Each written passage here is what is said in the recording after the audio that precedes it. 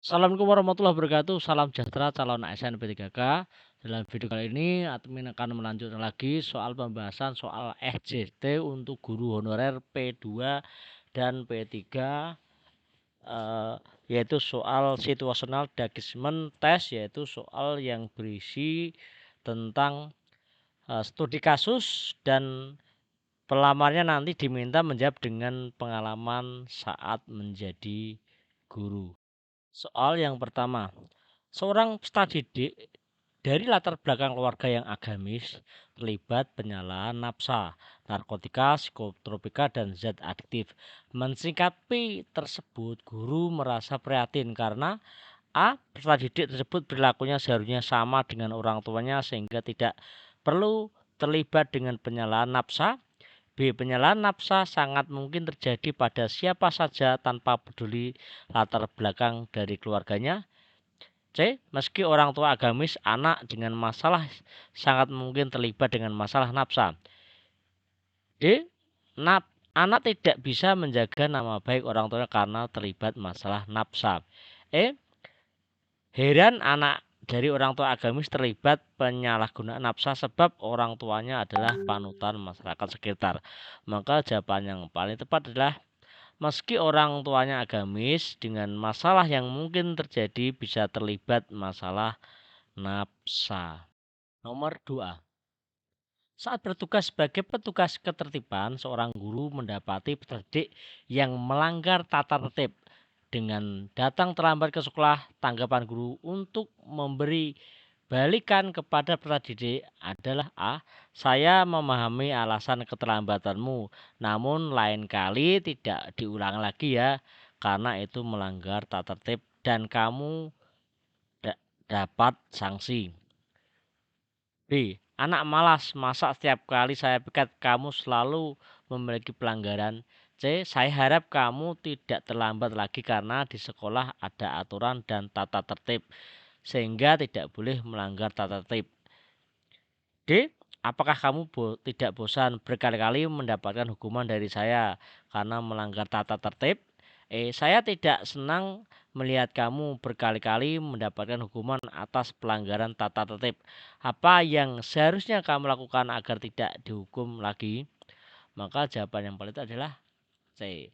Saya harap kamu tidak terlambat lagi karena ada aturan dan tata tertib sehingga tidak boleh dilanggar tata tertib tersebut. Soal nomor 3. Setelah menegur peserta didik secara patut, seorang guru diprotes orang tuanya karena tidak terima atas teguran yang diberikan kepadanya. Tanggapan guru tersebut adalah A. Berusaha menjelaskan kepada orang tua tersebut bahwa yang dilakukan adalah benar kalau memang anaknya ingin didik dengan benar.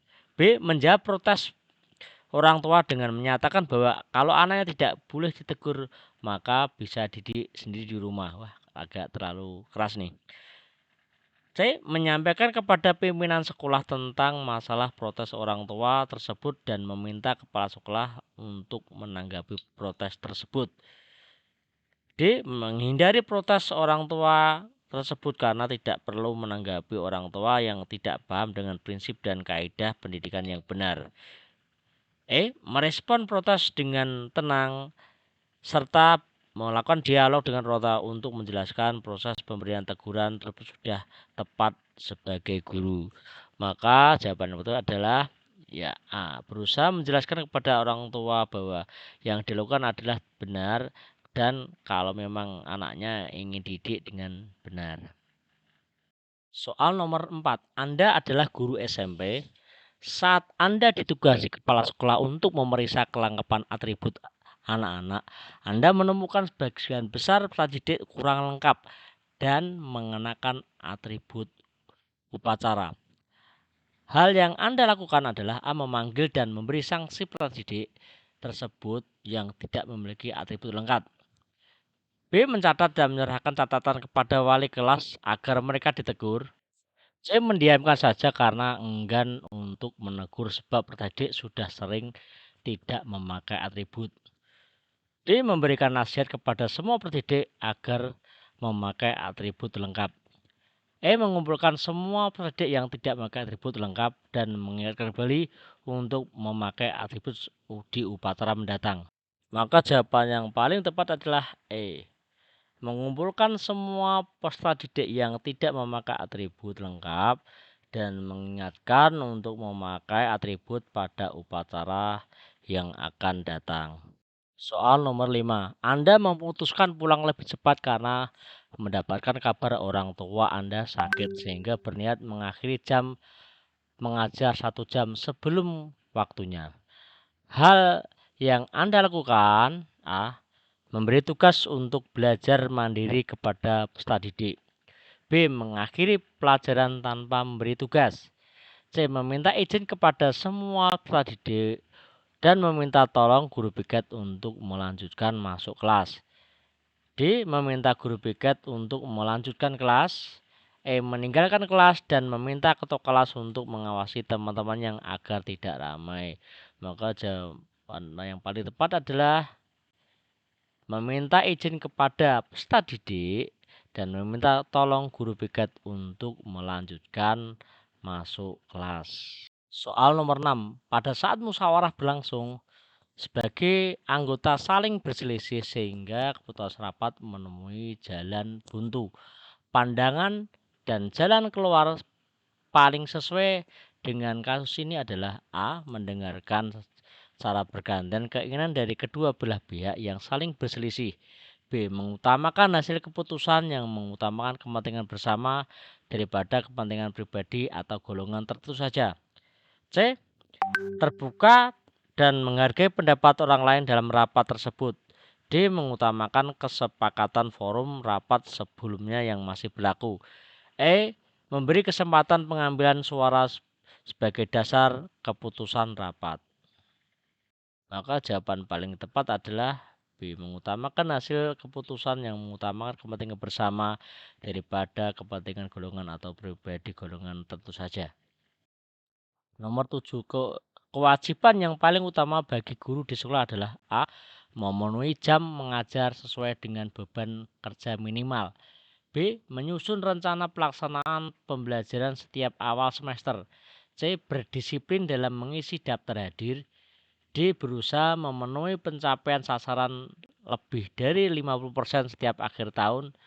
E. Memakai pakaian yang sopan dan rapi.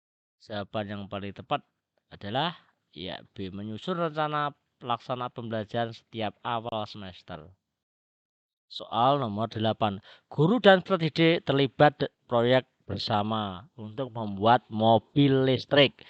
Peran yang sesuai dilakukan agar tujuan proyek tercapai adalah A. Mengerjakan tugas yang lain dan mendorong peserta didik untuk mengerjakan semua tugas agar mereka bisa belajar banyak. Maka ini lebih meninggalkan tugas guru. B. Meyakinkan peserta didik bahwa proyek ini penting sehingga mereka termotivasi dalam bekerja dalam proyek dan mendampingi peserta didik setiap tahapan dalam proses. Saya senantiasa menerapkan prinsip ganjaran dan hukuman. Ini enggak terlalu bagus. D. Mengontrol secara detail peserta didik dan agar tidak jadi kesalahan satupun dalam proyek.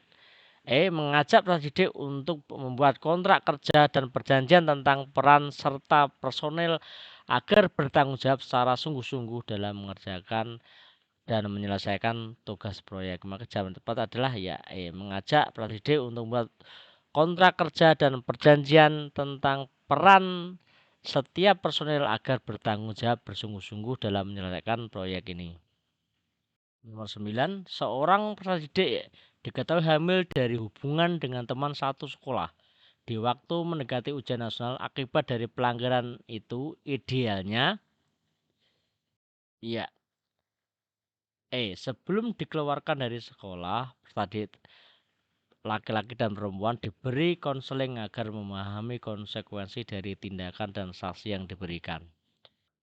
Saat Anda menjadi